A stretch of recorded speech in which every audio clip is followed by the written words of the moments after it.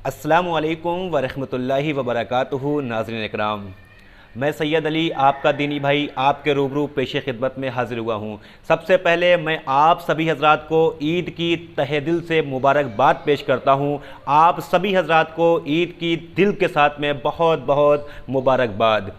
आइए हज़रात, आज बात करते हैं ईद उल फित्र की नमाज़ के बारे में कि ईद की नमाज़ किस तरह अदा की जाए, उसका तरीक़ा क्या होना चाहिए। आज हम इस बारे में बात करेंगे। ईद की नमाज में बाकी और नमाज़ों को देखते हुए बहुत ज़्यादा फ़र्क होता है। ईद की नमाज में एक फ़र्क ये होता है कि ईद की नमाज में 6 ज़ायद तकबीरें होती हैं। ईद की नमाज में एक फ़र्क ये भी होता है, जिस तरह जुमे की नमाज में खुतबा पहले होता है और नमाज बाद में होती है, इस तरह ईद में खुतबा बाद में होता है और नमाज पहले होती है। ईद की नमाज में 6 तकबीरें होती हैं, जिसको समझना बेहद ज़रूरी है। बहुत सारे लोग इसमें कंफ्यूज होते हैं, नमाज तो पढ़ने चले जाते हैं लेकिन एक दूसरे की कॉपी कर रहे होते हैं। सोचते हैं कि कॉपी करके नमाज पढ़ लेंगे, लेकिन हो सकता है कि जिसकी आप कॉपी कर रहे हो उसको भी नमाज सही से ना आती हो, इसलिए इसको समझना बेहद ज़रूरी है।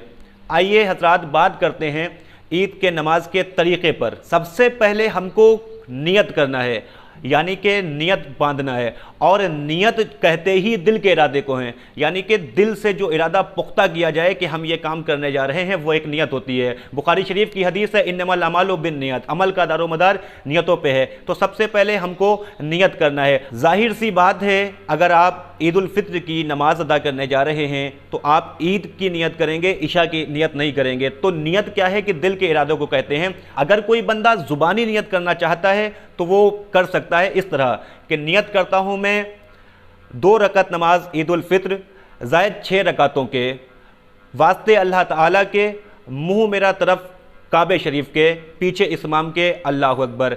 अब क्या करेंगे, इमाम साहब की पहली तकबीर में अल्लाह अकबर कहते हुए नियत बांध लेंगे, यानी कि हाथों को बांध लिया जाएगा। उसके बाद में इमाम भी सना पढ़ेंगे और आपको भी सना पढ़ना है। दूसरी तकबीर में इमाम साहब कहेंगे अल्लाह अकबर, तो आपको हाथ को बांधना नहीं है और ना ही रुकू में जाना है, बल्कि हाथ को सीधा छोड़ देना है, यानी कि हाथ को ऐसे ही सीधा छोड़ देना है, स्ट्रेट।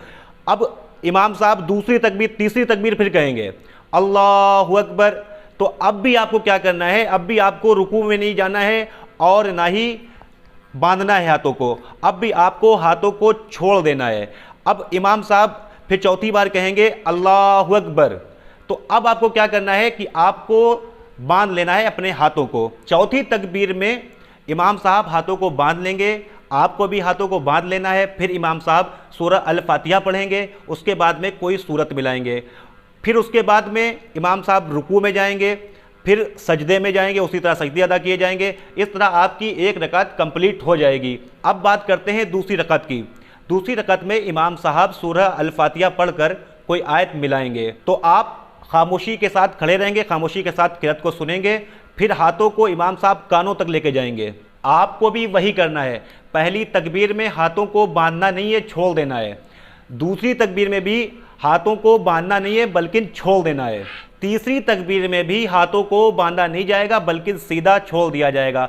अब चौथी तकबीर में इमाम साहब अल्लाह अकबर कहते हुए रुकू में जाएंगे, आपको भी रुकू में जाना है। फिर सजदा अदा किया जाएगा, सजदे अदा किए जाएंगे, उसके बाद में सलाम फेर दिया जाएगा, आपकी नमाज हो जाएगी। मुझे उम्मीद है मेरी बताई हुई एक एक बात आपके समझ में ज़रूर आई होगी। अगर आप हमारी बात से मुत्तफिक हैं तो अभी हमारे चैनल को सब्सक्राइब कर दें और बेल आइकन को भी दबा दें। हो सके तो इस वीडियो को आगे भी शेयर करें, हो सकता है आपके एक शेयर से ये बात किसी के दिल में उतर जाए और हमारे आपके लिए सदक़े जारिया का सबब बन जाए। अस्सलामु अलैकुम वरहमतुल्लाहि वबरकातुहू।